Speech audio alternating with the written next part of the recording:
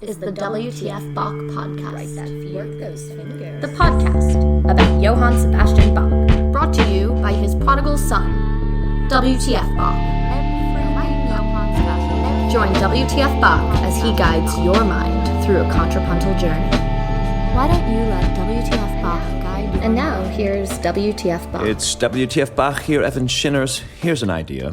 It's a Christmas ornament, okay, for your tree, shaped like an ornament. Get it? As in a musical ornament. Here, honey, I got you a doppelmordent for Christmas. Want to be fun these holidays? I tell you, someone will hear this, though, make it and steal it and make millions. Maybe you. But I had this idea, since I'm in the middle of working up a bigger episode, that in the meantime I'd actually play the table of ornaments for you. Sounds like a crazy idea, right? Play the table of ornaments? Have you ever heard the table of ornaments? Do you even know what the table of ornaments is? Do you even know what an ornament is? Well, in German, they are Verzierungen, and in French, they are les agréments. And in English, they are ornaments. They all mean nothing different from the very ornaments which we hang on Christmas trees, which are in fact decorations. I would say mere decorations, because the tree is the structure. The musical notes are the structure. But on top of that structure, and indeed what separates the amateur decorator from the artist, are the ornaments. How and where do you place ornaments? If you open up a piece of Bach's music, for example, or most music from the Baroque or earlier, you see musical notes, but over them you see these squiggles, these little scratches, doodles. And to people just beginning to read music, or depending, in fact, on how old the music, even to professional musicians, some of these squiggles might look like, well, incomprehensible scratches or doodles. And so that's why we get these tables of ornaments, like keys on a map that tell you how to play these squiggles. When we think of Baroque architecture or painting, or for that matter, probably furniture or clothing, though I don't really know anything about that, we imagine all these little details bursting out everywhere. At all sides, just little flowers, cherubs, plants, details everywhere, and actually physically small details. And that's not terribly different from music. There are so many really fast, very small, very quick notes in the Baroque. It's perhaps one of the reasons why I like Baroque music so much, these small details. Because when I think, and now I'm just shooting from the hip, when I think about other forms of music I'm really passionate about, there's, say, Indian classical music and Celtic music. Those forms of music, too, are bursting with these little frills, and they seem to be an indispensable part of their music. When you hear a great artist, someone like Seamus Ennis, for example, when you hear him pick up the Julian pipes and play even the simplest of phrases, even just, two notes, you realize it's not quite so simple after all. Between those two notes is virtually exploding with 20 smaller notes.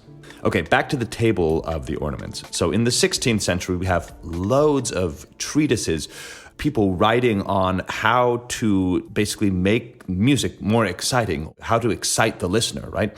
These are early treatises on how to play, how to sing. And then starting in the 17th century, around 1670, with a French composer named Chambonnière, 15 years before Bach is born, Chambonnière includes in his printed music a table of ornaments, and this becomes more or less the standard for French musicians when they publish music. So you've got tables of ornaments from Couperin, for example, Francois Couperin. And when you look at all of these tables of ornaments, indeed no table is complete, because again, these are very little things. They're hard to keep track of, and how many and how slightly different they are from one another. So I've chosen here very quickly to play two tables of ornaments and find some examples in Bach's music, how they come up and how you apply them. So the earlier table is from 1689 from a French composer named Jean-Henri d'Anglebert, or as the English say, Dongelbert. Dongelbert. Yes, I was told once that there was a concert of Dongelbert, and I thought, there's a composer named Dongelbert? It's de Anglebert. His table of ornaments is perhaps the most complete we have. So several of his ornaments also appear in Bach's. So therefore, I'm going to play Bach's table of ornaments first. Now, Bach's table of ornaments is from 1720. You will notice that in a lot of editions of Bach's music, you will find this table of ornaments printed on the very first page or near the beginning. But where it comes from is it comes from the notebook that he prepared for his first son, Wilhelm Friedemann, good old WF. And what I love about this book is it's really like the no BS method book for children, for beginning musicians. They did not mess around in those days with colorful pictures of animals or spoon feed you clef by clef. In this notebook for Wilhelm, page 1, here are all of the notes in all of the clefs. Here's how you write them in shorthand. Boom. Page 2, here's all the ornaments. And then page 3, your first piece of music. That's called the applicatio, which I will come right back to because it's the application of the notes and the music. Okay, so let's go to the table of ornaments. This is from 1720. And Bach writes on the top of this, Explikation unterschiedlicher Zeichen zu gewisser Manieren artig zu spielen andeuten. It translates something to explication of different signs so as to play certain Manierung, certain, whatever these are, these ornaments, to play them properly. The first one he calls Trillo. It looks like a little, very cursive M on the top of it. Trillo. Then comes the mordent, and it's the same thing with a bar slashing it in half from top to bottom. That's the mordent.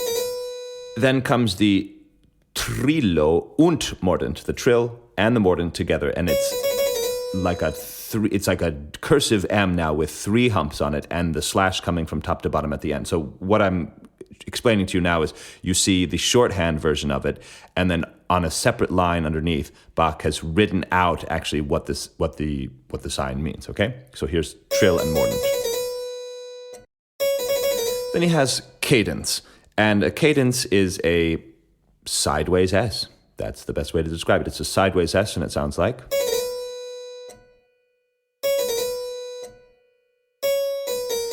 Then he's got the doppelt cadence, which, again, it looks like the cursive M of the trillo, but there's a sort of a stem coming down from it, coming up to it, so you'll hear the musical phrase coming up to this.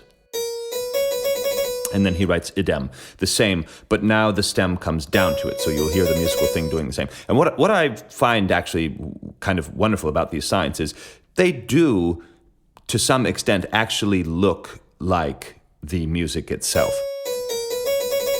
If the sign looks sort of like a bunch of peaks and troughs, right, and sort of a line going up to it, then it will sound like.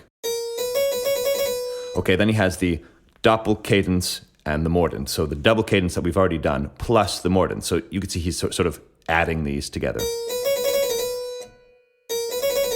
And then he writes idem, the same but coming from the other direction.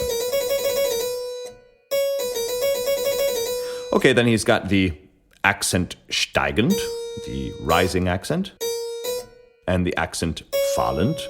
And those simply look like little commas before the notes. If they come below the note, then it means that you have to steigend up to the note. And if it comes above the note, then you fall from the note. I'm obviously going to post this in the episode description so you can see this picture in Bach's beautiful handwriting. But, I thought, heck, why not play this? Maybe it's the first time you've ever heard this played. Okay, so then he's got the accent with the mordent. So again, it's the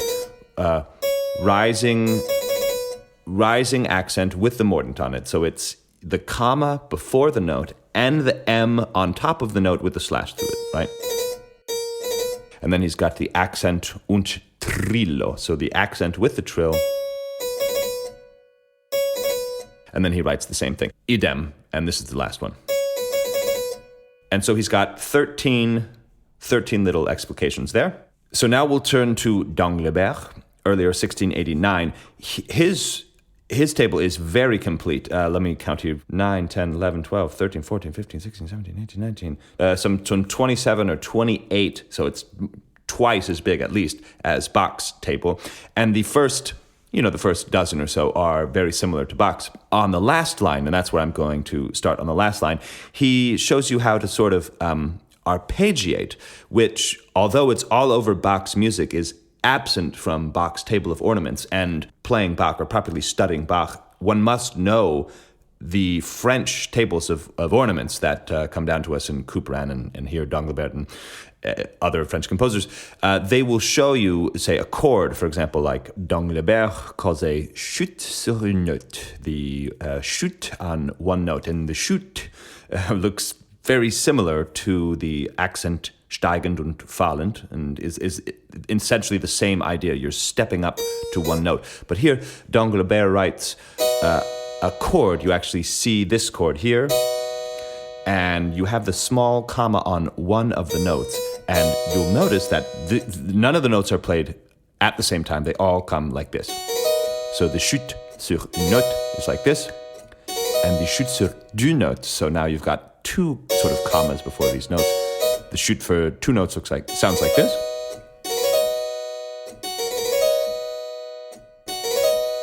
And then one more that I want to bring, or a few more that I want to bring your attention to are what the French musicians do with thirds. So you see on the page, you see two notes together that are printed on top of each other in the interval of a third.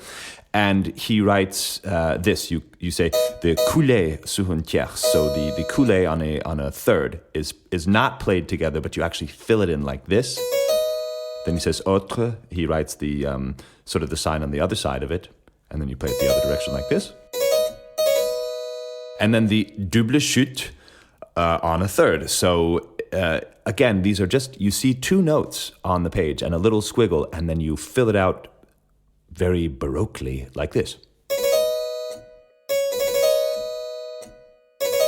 So those are a few from Danglebert's Table of the Ornaments, 1689. And now we're going to go back to the applicatio, which is just, again, it's a no BS method. Here's 10-year-old Wilhelm Friedemann learning music, and page 1, again, all the notes, page 2, all the ornaments, and then page 3, here we go. We're going to have a little piece in C major, which Bach, I love this. I absolutely love this. He writes the fingerings for the C major scale, and the fingering, for those of you, the third is your middle finger, 4 is your ring finger. It's 3 4 3 4 3 4 3 4 3 4 5. So that is very different from any of you who've had keyboard lessons before. You're playing with your thumb and second finger, but here in Bach, in the Baroque, it's 3 4 3 4 3 4 3 4, and in the left hand, it's 1 2 1 2 1 2 1 2.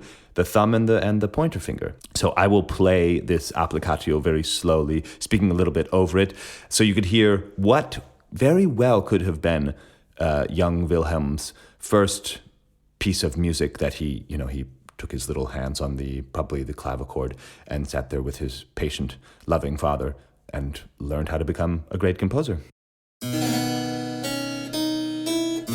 So there's two mordents and now a more complicated one. That's a trill and mordent. You hear the left hand now doing ornaments. Okay, now we'll repeat that.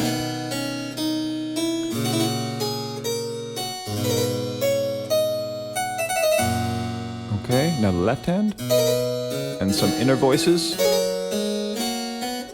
And notice the modulation to G major. Now, second half of the piece, you'll notice a few different ornaments and a modulation to A minor there. And then this modulation to F major. Okay, let's play that again.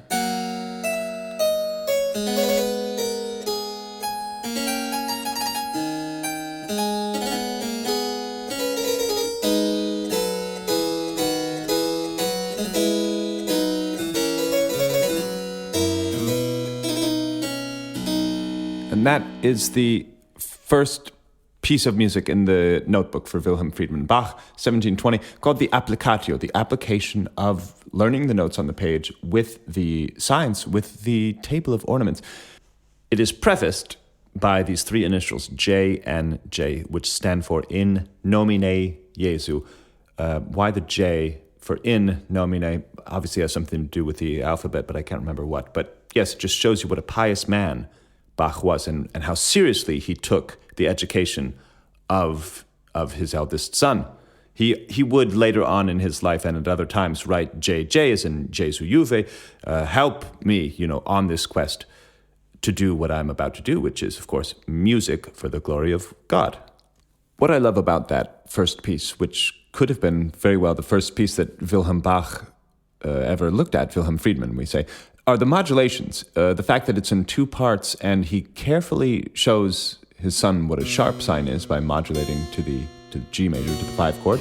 And then when he goes out of that, he uses the relative minor. So he goes to the minor mode, and then he shows his son what a flat is by going to the subdominant. So he goes to, two sides of the circle of fifths, and then swaps the mode from major to minor, and then comes back. So you have in this little piece, which is, 8 bars long or something like that, you've got essentially all of the elements that will factor into major compositions. If I were to play a gigantic organ fugue, we would find that large sections of that organ fugue will go to the dominant and spend a lot of time in the dominant, and then go spend a lot of time in the relative minor before returning to the subdominant before the end.